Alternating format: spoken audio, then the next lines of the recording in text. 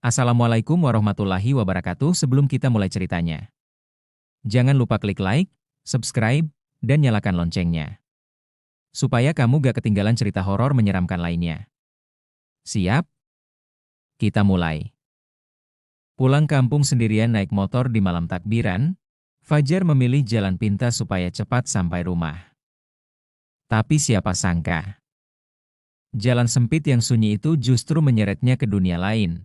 Awalnya hanya terasa sedikit aneh. Jalanan terlalu sepi, udara berbau bunga menyengat, rumah-rumah tua yang muncul lalu hilang. Sampai akhirnya ia melihat gapura tua bercahaya, suara gamelan Jawa yang menggema, dan sosok wanita berbaju putih memanggil-manggil namanya. Semakin lama ia berada di sana, semakin sulit untuk kembali. Apakah Fajar berhasil kembali ke dunia nyata? Atau malah terjebak selamanya di alam gaib? Saksikan kisah lengkapnya di video ini. Langsung aja ke ceritanya.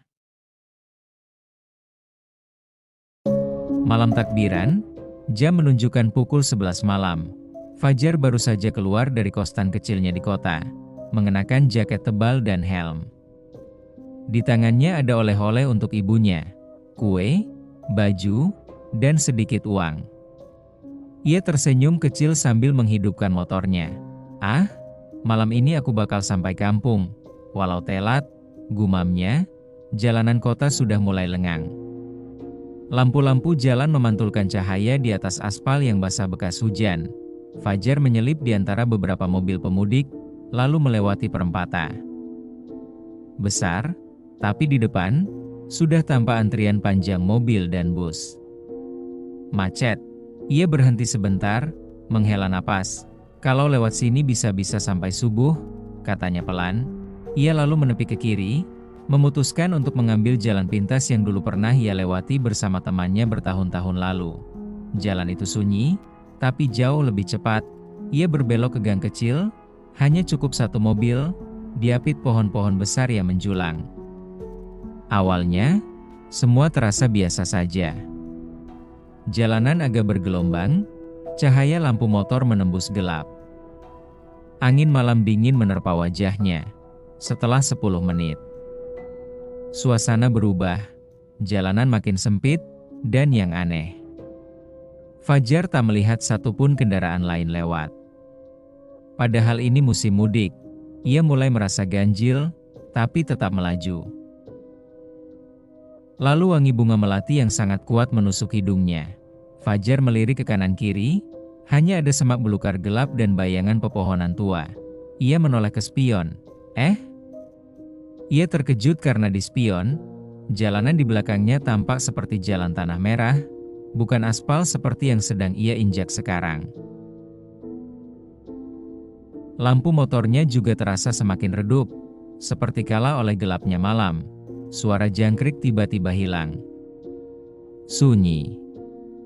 Hening sekali. Fajar menelan ludah, tangannya mulai dingin menggenggam stang. Ia membaca doa pelan-pelan sambil tetap melaju. Beberapa menit kemudian, matanya menangkap sesuatu. Di tepi jalan, ada rumah tua berdinding kayu, hanya diterangi lampu temaram. Di terasnya, duduk seorang nenek dengan wajah tertutup selendang. Di sampingnya, seorang bocah kecil berdiri mematung sambil tersenyum ke arahnya. Fajar kaget, hampir saja ia menghentikan motornya. Tapi tiba-tiba, lampu rumah itu padam seketika, dan ketika ia melintas, rumah itu sudah hilang. Yang ada hanya pepohonan gelap. Jantung Fajar makin berdebar. Ia mulai menambah kecepatan. Tapi seberapapun cepat ia melaju, jalan ini seperti tak pernah habis. Jam di ponselnya menunjukkan pukul 12.45, padahal ia merasa sudah hampir 1 jam di jalan ini. Di kejauhan, tampak cahaya terang. Fajar merasa lega. Ia pikir sudah sampai jalan besar. Tapi semakin dekat, ia sadar itu bukan perkampungan, melainkan sebuah gapura tua yang megah, penuh ukiran. Dari balik gapura terdengar suara gamelan Jawa. Suara orang ramai tertawa. Dan wangi bunga semakin menyengat. Lampu motornya tiba-tiba mati. Fajar terpaksa menuntun motornya ke depan. Di balik gapura, ada halaman luas seperti alun-alun. Ratusan orang berpakaian tradisional Jawa menari dan berpesta. Beberapa menatapnya. Dengan wajah pucat, seorang wanita berbaju putih dengan rambut panjang terurai berjalan mendekat. Bibirnya merah pekat, matanya kosong, tangannya melambai. "Mas, sini," ucapnya dengan suara lirih, tapi menggema di telinga Fajar. Fajar kaku. Kakinya tak bisa bergerak. Suara gamelan makin keras, orang-orang itu semakin mendekat, tertawa keras. Salah satu di antara mereka melangkah sambil menyeret kakinya. Kulit wajahnya terkelupas. Seperti bukan manusia lagi. Fajar memejamkan mata, membaca doa sekuat-kuatnya. Tiba-tiba, angin dingin bertiup kencang. Suara gamelan berhenti. Ketika membuka mata, ia sudah berdiri di tengah jalan kecil yang gelap. Gapura itu sudah menghilang. Lampu motornya menyala lagi. Tanpa pikir panjang, ia melaju secepat mungkin. Jalanan mulai berubah. Ia melihat papan penunjuk bertuliskan nama kampungnya. Jam di ponselnya menunjukkan pukul 3.15 pagi. Fajar akhirnya sampai di rumah. Ibunya sudah menunggu di teras dengan wajah cemas. "Kamu lewat mana, Nak?" "Dari tadi ibu tunggu, lama banget." Fajar hanya terdiam. Masih terbayang senyum wanita berbaju putih itu. Sejak malam itu, ia bersumpah tak pernah lagi lewat jalan pintas.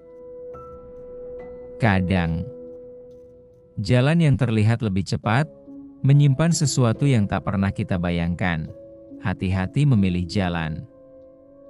Karena mungkin ada mereka yang menunggumu di ujung sana. Terima kasih sudah menonton sampai habis. Jangan lupa like, komen, subscribe untuk cerita horor lainnya. Sampai jumpa.